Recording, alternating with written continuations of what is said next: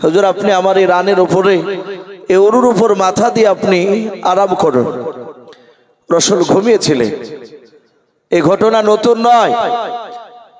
আমার বিশ্ব নবীর বন্ধু আবু বকর সিদ্দিক রাদিয়াল্লাহু তাআলা আনহু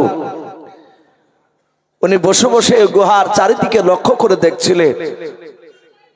গুহাটা বাবজি ছিদ্র ছিল, ফুটো ছিল। আবু বকর ধারণা করলেন ভিতরে সাপ নেই, বিচ্ছু নেই, বিষাক্ত জিনিস নেই, কিন্তু বাহির থেকে যদি প্রবেশ করে রাসূলকে যদি কামড়িয়ে দেয়, নবী কষ্ট পেলে আমি আবু বকর সহ্য করতে পারবো না। আবু বকরের মাথা রুমালটাকে বাবজি হাত দিয়ে ছিঁড়ে ছিঁড়ে ওই গর্তগুলো বাবজি বন্ধ করছিলেন। কোন কোন মুফাসসিরিন কেরাম লিখেছেন একটা গর্ত সেইটাতে বাবজি আবু বকরের বাম পাটা ভরে দিয়েছিলেন। আপনারা শুনেছেন একটা সাপে তাকে কামড়ে দিয়েছিল। আবু বকর বিষে জর্জরিত হয়েও তিনি চিন্তা করেন রাসূলুল্লাহর ঘুমের ব্যাঘাত ঘটানো যাবে না, বেয়াদবি হয়ে যাবে।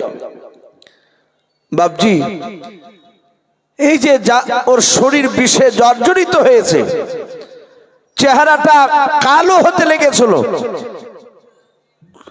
তবু রাসূলুল্লাহর বন্ধু আবু বকর রাসূলকে বাবজি ঘুম ভাঙাতে যায়নি। চোখের পানি রাসূলের গায়ে পড়েছিল, গালে, মুখে বিশ্ব নবীজি তাই অটোমেটিক জেগে গিয়েছিলেন। বাবজি আমি বলছিলাম যে আল্লাহ রাসূলের সাহাবায়ে কেরাম বিশ্ব নবীর চেহারার দিকে চেয়ে আছে, নবীও বাবজি সাহাবাদের দিকে তাকাচ্ছে। সাহাবা আবু বকর সিদ্দিক রাদিয়াল্লাহু তাআলা আনহু নবীর দরবারে বাবা হাত ওখানা জোড় করে বলেন, ইয়া রাসূলুল্লাহ, ইয়া হাবিবাল্লাহ, আপনি আমাদের দিকে চেহারার দিকে চেয়ে চেয়ে কেন কান্না করেছেন বলেন। আমার বিশ্ব নবী বলেন, ওরে সাহাবা, আমি তোমাদের চেহারার দিকে চেয়ে আমি কান্না করতেছি, শুনে নাও। বহুদিনকার পুরানো কথা আমার মনে পড়ে যায়। আল্লাহ রাসূল বললেন, ওগো সাহাবারা, এখানে অনেকগুলো সাহাবাদেরকে দেখতে পাচ্ছি আমি, যারা সর্বপ্রথম বিশ্ব নবীকে তারা চিনতে পেরেছিল না। হযরতে আবু বকর বিশ্ব নবীর কাছে বলে, হুজুর আপনার কাছে আমি প্রথম হয়তো বেয়াদবি করে ফেলেছি, রাসূল আপনাকে চিনতে পেরেছিলাম না। ওগো নবীজি, আপনি দয়া মেহেরবান করে আপনি আমাকে ক্ষমা করে দেন। আল্লাহর নবী বলেন, ওরে আবু বকর, তুমি এত ভালোবাসো রে আমাকে আবু বকর, আমি বিশ্বদরদী নবী জনাবে মুহাম্মদ রাসূলুল্লাহ সাল্লাল্লাহু তাআলা আলাইহি ওয়াসাল্লাম, আবু বকর আমি তোমাকেও বড্ড ভালোবাসি।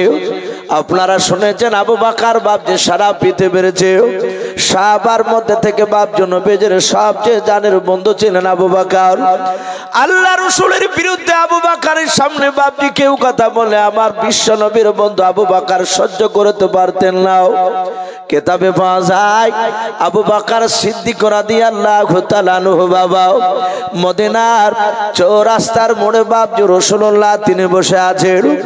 এক ইহুদি নাই, হযরতে আবু বকর তিনি একাই বাপজি সেই মদিনার চৌরাস্তার মোড়ে তিনি দাঁড়িয়েছিলেন। এক ইহুদি বেঈমান সেই চৌরাস্তার মোড়ে গিয়ে দেখল আবু বকর ছাড়া আর দ্বিতীয় কোনো মানুষ এখানে নাই।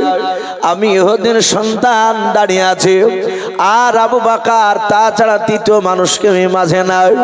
আবু বকর বিশ্ব নবীজির বাপজি আপনার সাহাবা মাহফিলে নাই, ওই মদিনার চৌরাস্তার মোড়ে তিনি দাঁড়িয়েছিলেন। বেঈমান ইহুদের সন্তান মনে মনে চিন্তা করল, আমি যদি আমার বিশ্ব নবীজিকে নাই ওই আবু বকরের সামনে যদি তার জানের বন্ধু আমাদের যে দুশমন মুহাম্মদ রাসূলুল্লাহ সাল্লাল্লাহু তাআলা আলাইহি ওয়াসাল্লামকে যদি গালি দিয়ে এই আবু বকর সহ্য করতে পারবে না, আবু বকর নিশ্চয় তো কোন সে আমার সঙ্গে ঝামেলায় হয়তো লিপ্ত হয়ে যাবে। আর যখন এই ঝামেলা হয়ে যাবে আবু বকর যদি আমাকে মারে, আমি ওটাই দেখবো আবু বকর মারলে এই জায়গায় সাক্ষী আর কেউ থাকবে না আমি ছাড়াও, কারণ তৃতীয় মানুষ এখানে কেউ না, আমি আর আবু বকর ছাড়াও। আবু বকরের সামনে গিয়ে বাবা বিশ্বনবীজির বিরুদ্ধে ন্যায় অন্যায় কথা বলতে লাগলো ইহুদির বাচ্চাও। আবু বকর সিদ্দিক রাদিয়াল্লাহু তাআলা আনহু হাত ওখানে জোড় করে বলেছিলেন, ভাই শুনে নাও, এখানে আল্লাহর রাসূল তিনি তো এখানে উপস্থিত নাই, এখানে দাঁড়িয়ে নাই। এই ইহুদি ভাই, তুমি আমার বিশ্ব নবীকে কেন গালি দাও বলো? ইহুদি ডাক দিয়ে বলল, ভাই আবু বকর তোমাকে তো গালি দেই নাই। হযরতে আবু বকর বলেন, ভাই আমার বিশ্ব নবীকে গালি দিলে আবু বকর যে বড্ড কষ্ট ভাই।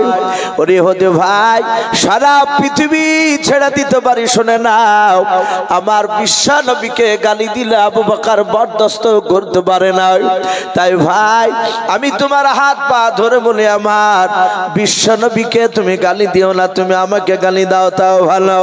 কিন্তু বাবা ওই ইহুদির বাচ্চা বাপ নিয়ে শুনলো না। আবু বকরের কাছে গিয়ে বাপ নিয়ে আপনারা আবার কয়েকবার নবীজিকে গালি দিতে লাগলো। আমার দরদি নবীজি বাপজির বন্ধু আবু বকর আর সহ্য করতে না পেরে, বাপজির আগে থামতে না পেরে আবু বকর ইহুদির গালে একটা ঠাস করে বাপজি থাপ্পড় লাগিয়ে দিল। ইহুদির বাচ্চা ওটাই বাপজি চাইছিল কখন আবু বকর আমাকে চড় মারবে, আমাকে থাপ্পড় মারবে, আর ওই সময় আমি কি করব? আবু বকরের বিরুদ্ধে গিয়ে রাসূলুল্লাহর দরবারে আমি বিচার দিয়ে দেব।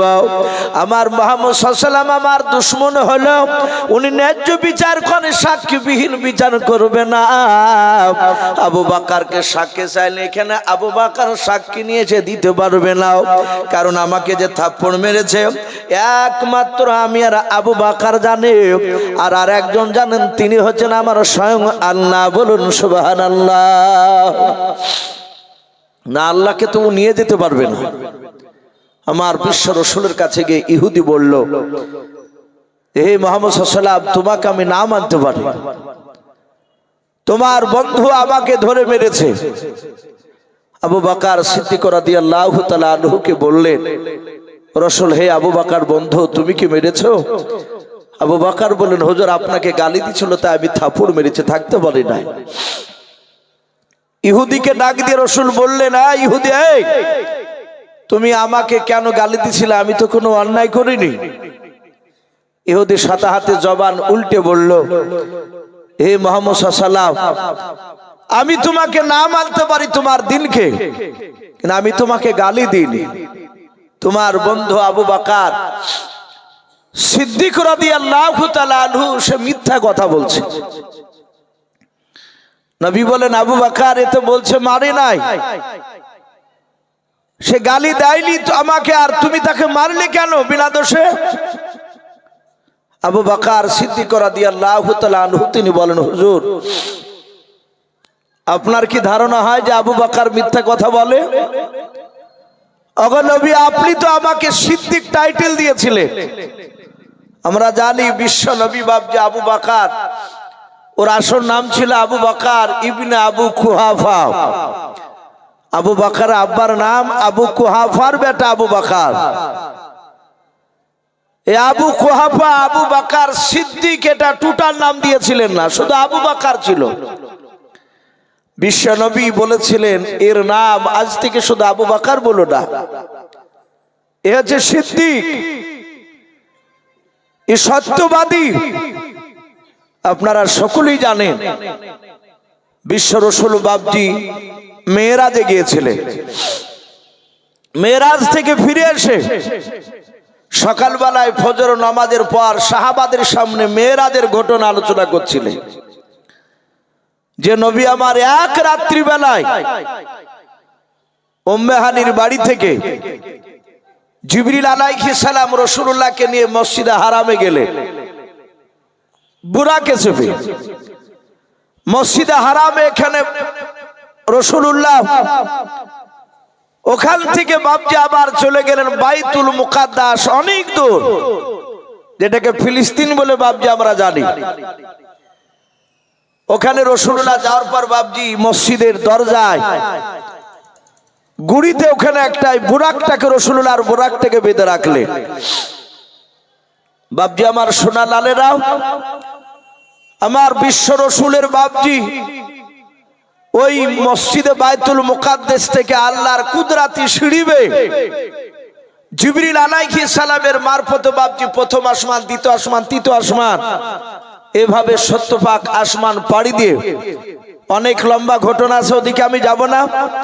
আমার বিশ্ব নবীজি সেখান থেকে বাপজি আল্লাহর সাথে বাপজি দিদার করে, কে বলেছেন ডাইরেক্ট আল্লাহর সাথে কোলাকুলি করেছেন, কে বলেছেন মুসাফা করেছেন। ওখান থেকে বাপজি 50 ওয়াক্ত নামাজ নিয়াজ থেকে মুসা আলাইহিস সালামের সাথে সাক্ষাৎ হয়। ওনার কথা অনুযায়ী বাপজি আবার ঘুরে কমাতে গেলে এভাবে কমাতে কমাতে বলা হয়েছে 45 ওয়াক্ত নামাজকে মাইনাস করে নবী আমার 5 ওয়াক্ত নামাজ নিয়ে আসলে এসে বাপজি কেউ জানতে পারলো না।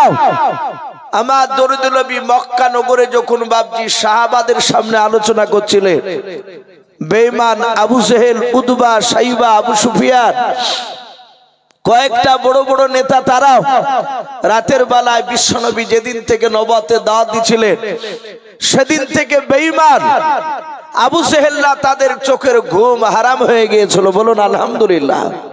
ঘুম নাই, ওরা রাতের বেলায় চুপি চুপি কোনো সময় নবীজির ঘরে দেওয়ালে এসে তারা কান লাগাতো বিশ্বনবীর ছোট্ট ঝুপড়ি ঘর। তারা চিন্তা করতো মুহাম্মদ সাল্লাল্লাহু আলাইহি ওয়াসাল্লাম নিত্য নতুন কথা কোথায় পায়। ওরা যে আল্লাহর বাণী এটা প্রথমে মানতো না, ওরা ভাবতো যে মুহাম্মদ সাল্লাল্লাহু আলাইহি ওয়াসাল্লাম মনে হয় রাত্রি বেলায় কথাগুলোকে সব বানায়। এইভাবে বাপজি তারা মাঝে মাঝে রাসূলুল্লাহর বাড়িতে যেত, তারা আড়াল থেকে নবী যেন বুঝতে না পারে কথাগুলো শুনতো। এভাবে বাপজি নবী যেই মসজিদে মক্কা নগরে নামাজ পড়তেন সে মসজিদেও যেতেন।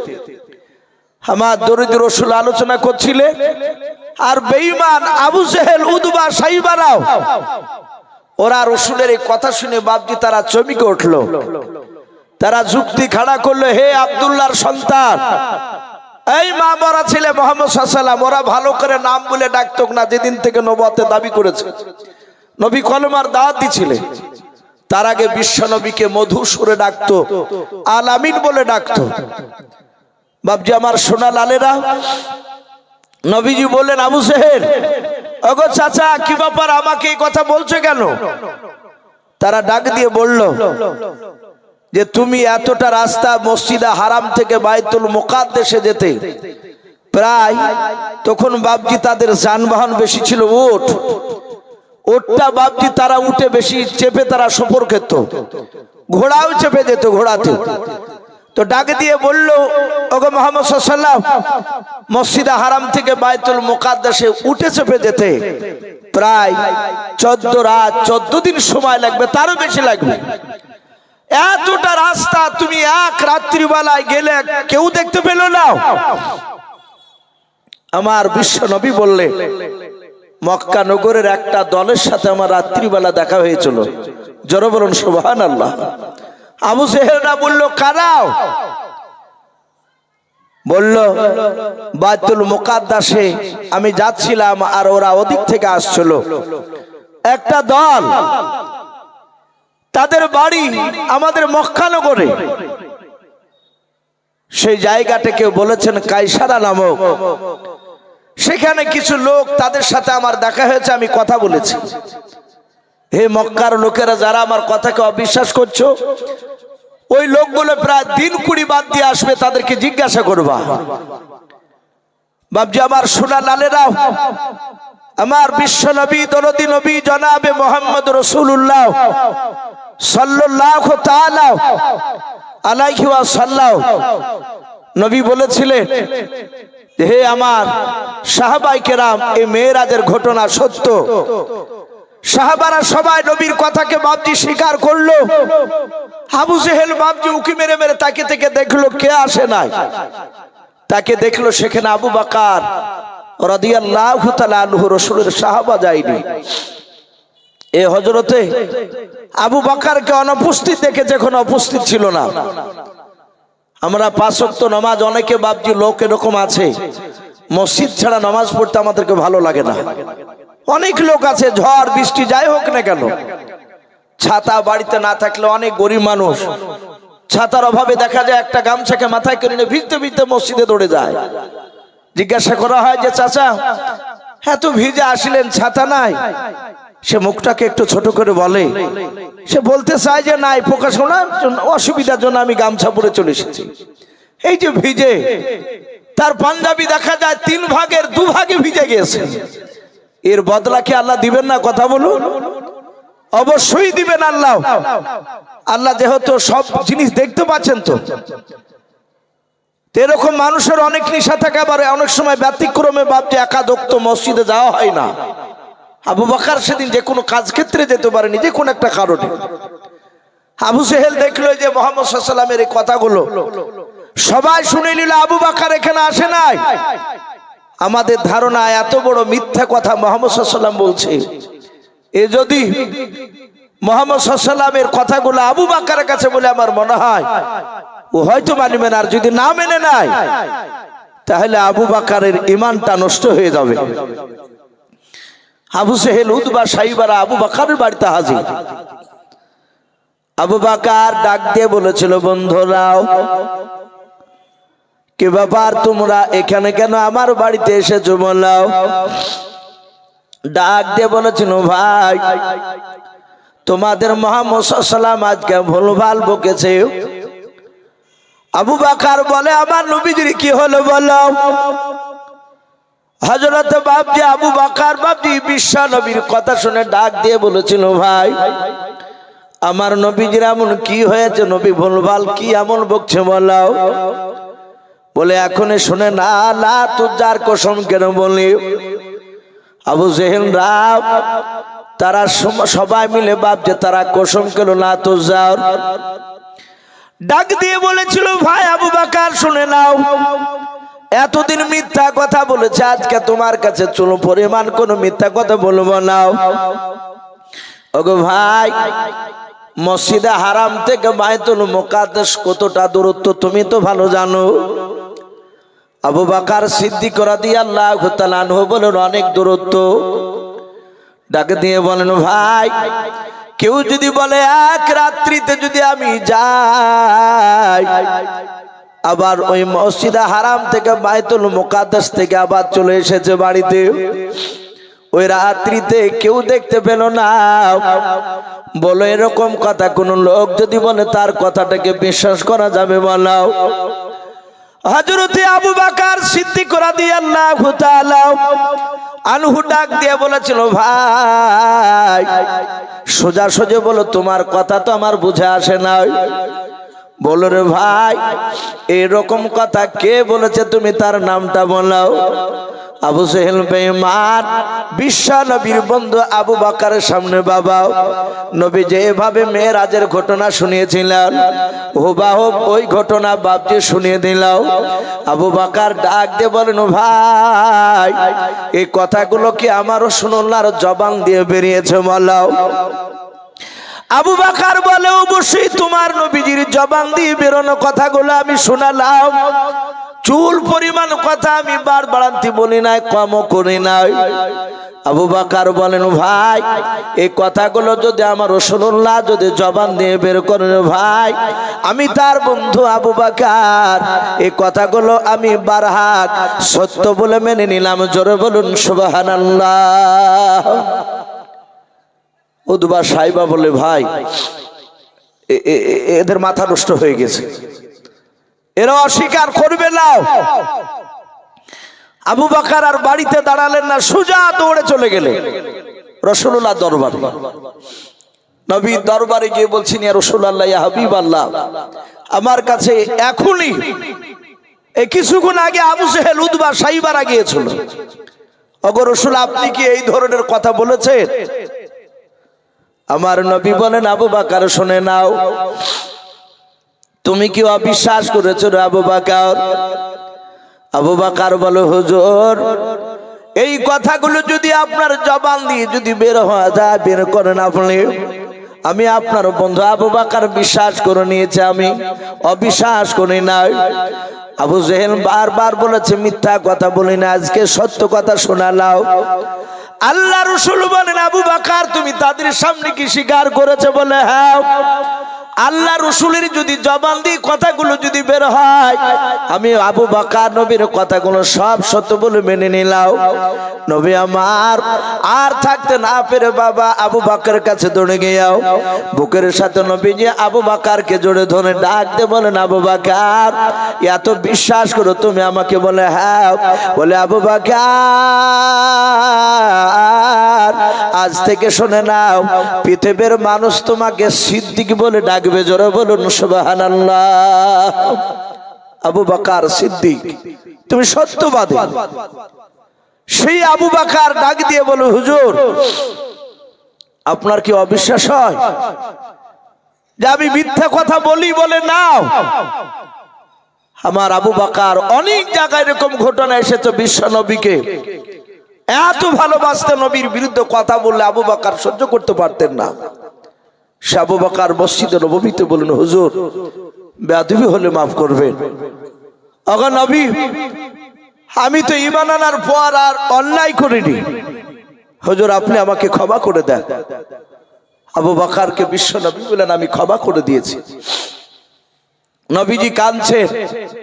নবীজির বাম পাশে বসা ছিল হযরত আমিরুল মুমিনিন উমর ইবনুল খাত্তাব। এই খাত্তাবের বেটা উমর রাদিয়াল্লাহু তাআলা আনহু। বাবজি আমরা উমরের নাম অনেক শুনেছি, আমরা অনেক জায়গায় ইমাম সাহেবকে বাবজি দেখতে পাই, তারা দোয়া করে, আল্লাহ আমাদের ভারতবর্ষের মাটিতে তুমি ওমরের মতো নেতা বানিয়ে দাও। বলুন আল্লাহুম্মা আমিন। এই দোয়া করে না অনেক সময়? হযরত ওমর এত বাবজি শক্তিশালী ছিলেন, সেই ওমর রাসূলকে বলছেন, হুজুর আমি আপনার কাছে বড় ধরনের বেয়াদবি করে ফেলেছি, হুজুর আপনি আমাকে ক্ষমা করে দেন। আমরা সকলেই জানি যে হযরত ওমর ফারুক রাদিয়াল্লাহু তাআলা আনহু তিনি এত শক্তিশালী ছিলেন, ঈমান আনার আগেও ছিলেন, ঈমান আনার পরেও ছিলেন। আমার বিশ্ব নবী উমরের শক্তির ব্যাপারে সাহাবারা মাঝে মাঝে রাসূলুল্লাহর দরবারে বলতে, আবু জেহেলও জানতো যেই কাজ মক্কার কোন লোক পারবে না সেটা মুহাম্মদ সাল্লাল্লাহু আলাইহি ওয়াসাল্লাম নয়, মুহাম্মদের বিরুদ্ধে এই উমর পারবে। উমর যদি না পারে কেউ পারবে না। আমার বিশ্ব নবী দরদি নবী জনাবে মুহাম্মদ রাসূলুল্লাহ সাল্লাল্লাহু তাআলা আলাইহি ওয়াসাল্লামের সামনে আপনারা শুনেছেন, জানেন, ইসলামের ইতিহাসে বাবজি পাওয়া যায় সর্বপ্রথম যে মহিলাটা ঈমান আনার কারণে শহীদ হয়েছিলেন, তিনি ছিলেন একজন মহিলা, তার নাম হযরত সুমাইয়া রাদিয়াল্লাহু তাআলা আনহা। নাম শুনেন নাই? সুমাইয়া তার বেটা হযরত আম্মার রাদিয়াল্লাহু তাআলা আনহু, তাদের মা বেটাকে বাবজি ওমর জোর করে তুলে নিয়ে গিয়েছিল মক্কার চৌরাস্তার মোড়ে। তাদেরকে উলঙ্গা করে বাবজি বেঁধে রেখেছিল। শুধু উলঙ্গাই নয়, তার লজ্জাস্থানে বাবজি বর্ষা মেরেছিল, বল্লম যাকে বলি। আমার বিশ্ব রাসূল গিয়েছিলেন, সুমাইয়া চোখ বন্ধ করে কেঁদেছিলেন, ওগো রাসূল আপনি কেন এসেছেন এই জায়গায়? নবী আপনি চলে যান, আমরা ঈমান নষ্ট হতে দিব না। জোরে বলুন সুবহানাল্লাহ। বাবজি সে সময় উমরের ভয়ে রাসূলের সাহাবায়ে কেরামরা প্রকাশ্য কালেমার দাওয়াত দিতে পারেনি। নবীজি বলেছেন, ওমরের বাহুতে এই দুই হাতে আল্লাহ রাব্বুল আলামিন দুনিয়ার 50টা যুবকের শক্তি একাই ওমরকে দান করেছিলেন। জোরে বলুন সুবহানাল্লাহ। ওমর এত বেয়াদব ছিল, ওমর যেই লোকটাকে জবাই করত তাকে জবাই করে তার শরীর থেকে রক্ত চামড়ার মুশুকে ভরে নিত। যাকে জবাই করেছে তার রক্তকে চামড়ার মুশুকে ভরে নিয়ে তারই বাপ চাচার সামনে গিয়ে চিৎকার করে বলতো, বাড়িতে ডেকে গিয়ে বলতো, এই যে তোর সন্তানের রক্ত। কোন কোন সময় আবু জেহেল নয় ওমর তার বাপের শরীরে বাবজি তার বেটা রক্ত ছুঁড়ে ফেলতো।